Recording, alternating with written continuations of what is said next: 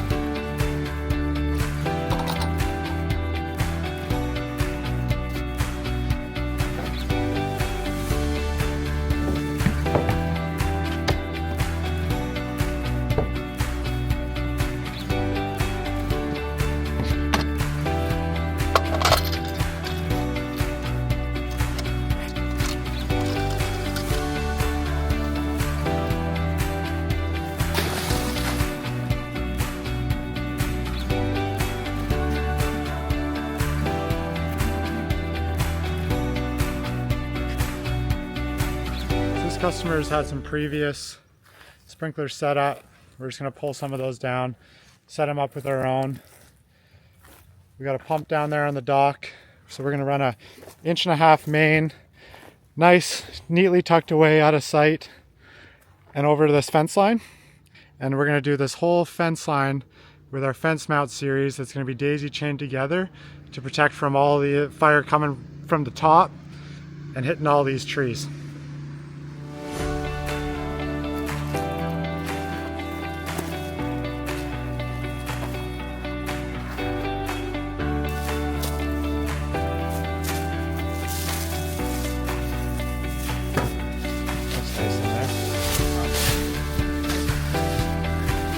You're gonna go right on that post. Reach there. So at the end of this line, we're gonna put a pin connect single. What can you get? We're gonna need a ladder.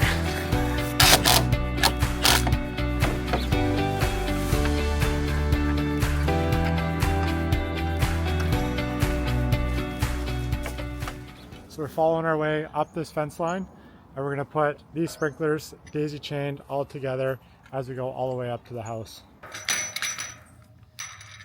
This guy clips on, pin goes through.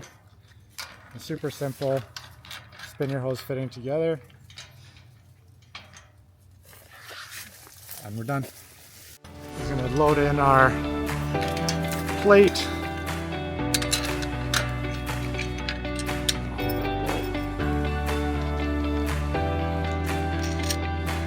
And then this bracket simply allows us to put our pin connect triple in place.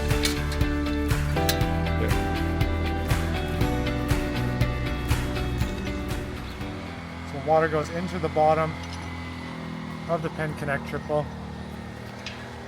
It comes out, lock it down. This makes it super easy for when you want to take it down in the winter time, because then all the hard work's done. The lines are already determined. You only have to map it out once.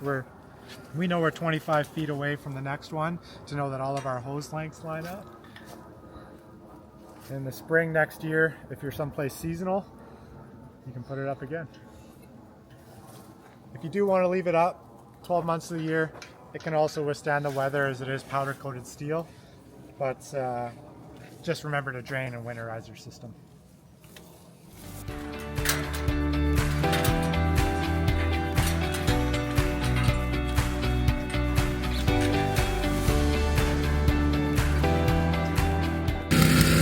We got our low water intake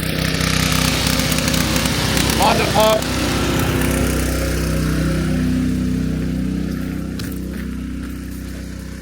And we ran a water main all the way along the edge of this fence with our fence mounts. Let's see, we got good sprinkler action right up at the very top. So this whole line is about 375 feet away. So they're yard spikes. They're built with 3/16 steel, and no matter what the ground, does that jump on that one? Right to rock.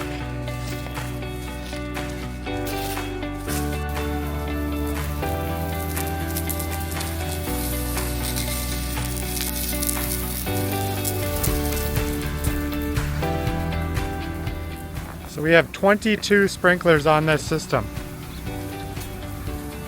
We have a full continuous loop all the way around the house with an 1.5 inch main that then goes to smaller garden hoses. I'm going to take you guys just for a quick little walk around to show our coverage.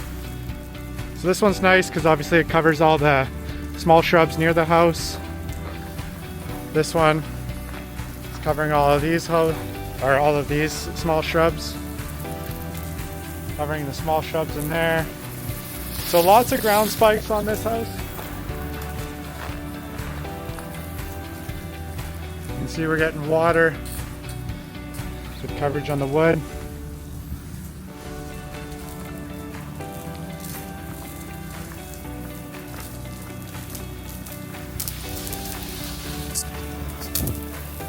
Ground spikes spraying all everywhere underneath. We have 2 roof peaks. Top of the beach shed here. All the way at the top of the hill over here.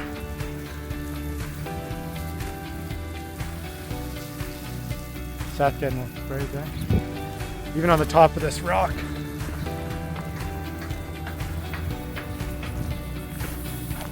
Our ground spikes found a little soft spot and we just hammer them in there. Definitely durable.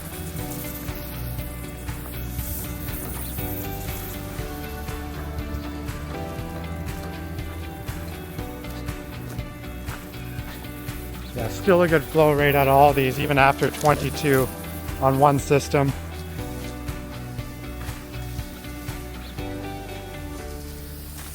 What do you think? I think this is pretty impressive for a little Honda pump down at the lake and this many sprinkler heads. 22 sprinklers. It's quite impressive. What's our pressure?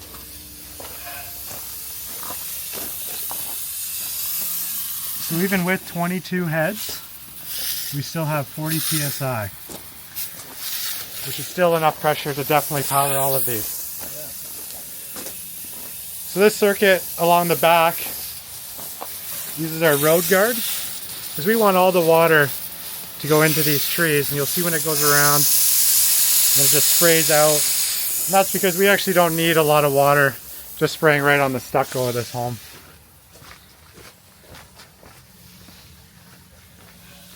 You'll see the whole driveway is wet. And keep in mind, we don't have the roof circuit on yet. This is just a ground circuit. Another one in there. I'd say this sprinkler head too. I'm probably, and I know it's hard to tell on camera, I'm probably at least 75 feet in elevation up from the lake. We're getting the house all wet around all the sides. So definitely what we've done is created a really nice perimeter. When you create a nice perimeter, that's going to give you an ideal RH value, which stands for relative humidity. So our 1.5 inch main that came from around the left side of the house was right into this daisy chain and down the other side. And the only reason we have road guards here is so we don't spray all the other vehicles right now.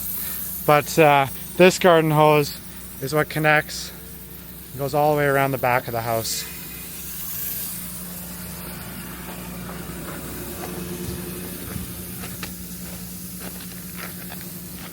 So with 40 psi left still at that other head, that definitely tells me that is sufficient still with our little Honda pump we're now going to try and add a full roof circuit into that. And I'd guess that we'd be somewhere around 26 to 28 sprinklers by the time we're done. But we'll see how that one goes. So now I'm just going to go around to, we're going to turn on the house circuit, which the customer already did before, and that's how we got to even know this customer. He came in and bought a couple roof peaks from us. But right on this valve here, that just turned on his roof. So we turned on the roof, and I'll have to double check, but I believe the roof has 4 sprinklers on it right now. We're floating right around 40 psi. So now we've outlaid this whole house, 26 sprinklers total, and you guys have obviously, tried setting up your systems. Like, how do you guys feel about the safety of this house now? Well, I think having multiple heads in a smaller radius gives you the coverage where you want it, and it's surprising how much coverage you can get out of an inexpensive pump. $1,000 Honda, right? So that's what I was just saying earlier, was we've probably done this entire house with the pump for less money than the one $7,500 water axe. So we haven't added up every single sprinkler head, but as far as your affordable cost for Wildfire coverage, the low volume head with our sprinkler. Now that it's all running off a $1,000 Honda. Why did I spend $7,500 on a water axe fire pump? But There it is. no regrets, Oh, it's all because we can now Yeah. we can do everything else too. We can do the yard and everything. So you'd be the good neighbor maybe if you want to be. Yeah, no, it's true. This is, I didn't think it would do it. There's no way, but it's impressive that little $1,000 water trash pump. Yeah. So definitely a tech tip when you guys are outlaying all these is obviously you have to run them once, but there's certain areas where your lay flat hose might have a bit of a kink in it. And just make sure that when you're unrolling your lay flat hose that it's not spiraled, because the water pressure will move through that spiral, and that's what kind of creates that kink. So definitely when you're outlaying your hose, just roll it out, and then that way when you turn it on you don't have to take it all apart and work the twists out of it. Going one more? Why not? Hey? Basically where we're standing and filming, we're noticing we're in a little bit of a dry spot, so you can simply just unscrew a plug off of our grounds pipe, and Seth just added on another 50-footer. We go down here, Seth, and kind of get this area. Do a little bit of the shrubs and everything.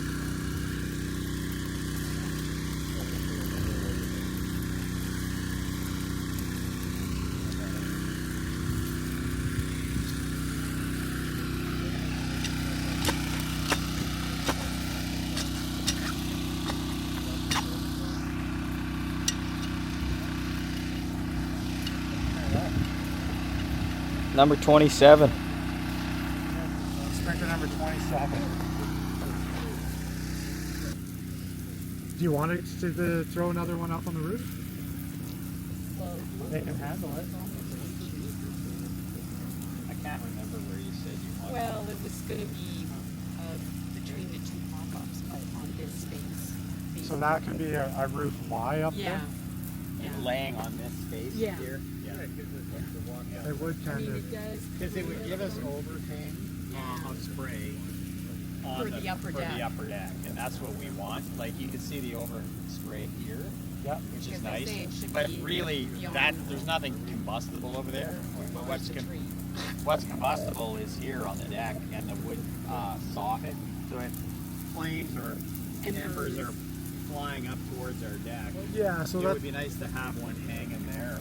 so with Wildfire too, and like the whole reason why we're doing sprinklers and cover all this area is it's the falling embers that will light up a fire. Right. So did you guys have embers in your yard when the across the hill was on fire? Without a doubt. Every morning you'd wake up and the whole yard was littered with them, and you wondered how many of these things came over hot. You don't know. It's the middle of the night. You just wake up and there's literally sticks this long that are black, Yeah. laying right here, and And you're going, Jumped the my lake God. last year, You right, know, or 2 Yeah. years ago. The lakefront every morning was just a 3-foot wide wave of black stuff. Yeah. And the neighbor who bought the house down the way, when he went up into the attic, he said, I can't believe this house didn't burn down because the entire attic was full of black material. That just goes to show us the embers that light.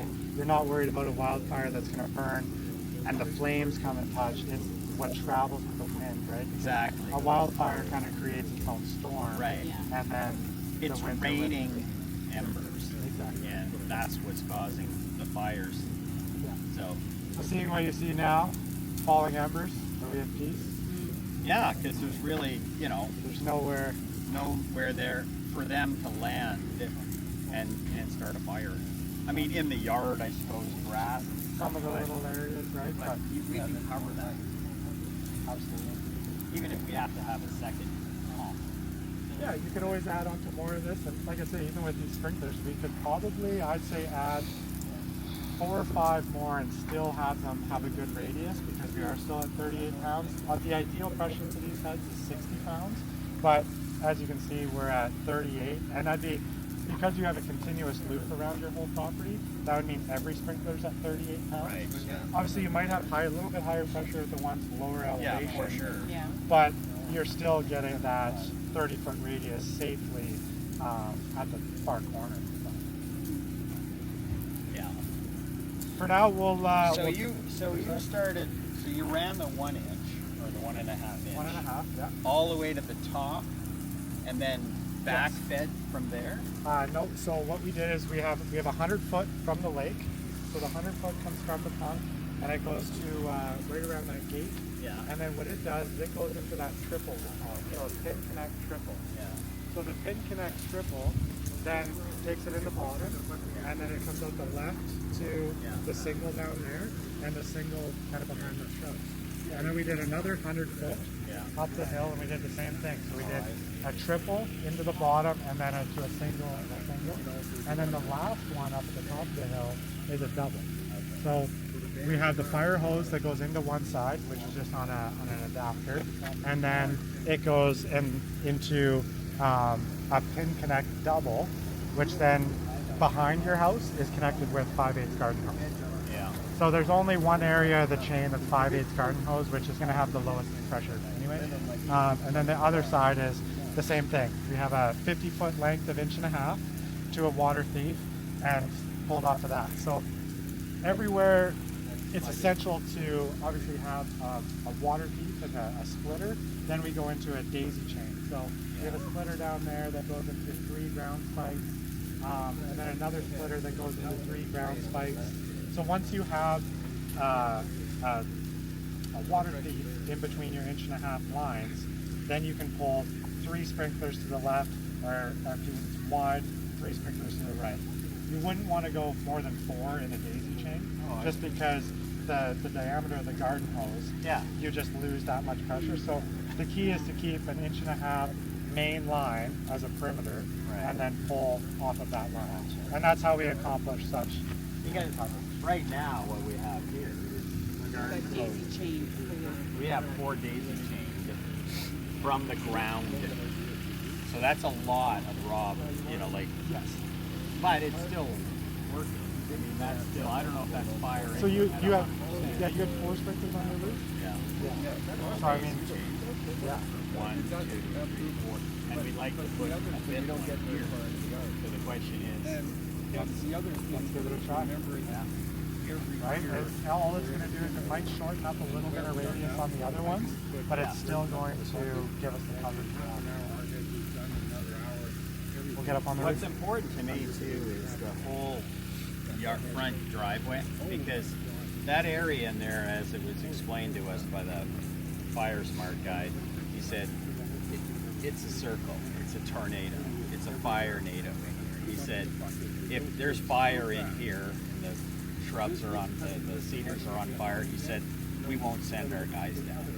It's too dangerous for them because they'll get engulfed by flames. And he said everything in the path is going to get burned. You need to take your furniture off the front, that welcome mat will burn your house down. You need to be aware of that. Wow. And so now that what you've done by creating that perimeter is that whole area is saturated now. You know, like there's probably going to be some heat, and the heat is so intense it can evaporate water, but it's going to mitigate whatever's trying to burn in there. And you're going to have it on ideally before.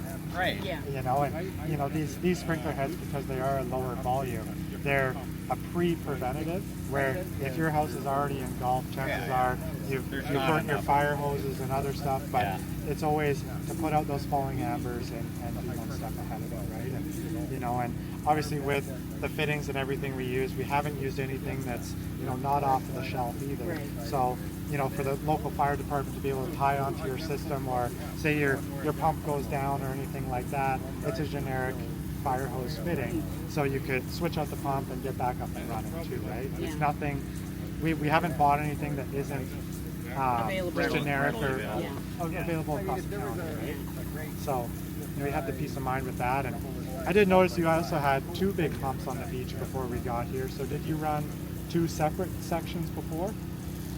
Yeah, the Water Axe pump is just running the house end area with lots of capacity. This one here, down here, it literally is used to water the lawn. We're just getting ready to wrap up here today, and I'd call it an absolute success. You know, we're able to outlay a full sprinkler system with a full amount of coverage, and now with Seth up on the roof there, that gets us 28 sprinklers, and we're going to fire that up one more time. But just to recap, you know, it's something where, you know, we've outlaid a full sprinkler system and off $1,000 Honda pump, and you know, I think we've broken that barrier for your average homeowner to be able to afford a system. You know, you don't have to start with a $7,500 pump. You know, you don't have to get all this fancy gear. If you go to LSS and limitless suppression systems, it's definitely hands down your most cost-effective, user-friendly system. And we use generic fittings and, you know, cross-counter parts for different pieces. And you know, you need to add on to it, you break something or anything like that. I mean, a lot of these fittings are even just at your local Home Depot, Rona, or big box store. But definitely check us out. We're going to keep doing more of these videos, and you know, bringing you guys different scenarios and stuff like that. And definitely, you know, any questions or comments, reach out to us at limitlesssuppressionsystems.com, and we'd be happy to help you out. Thanks, guys.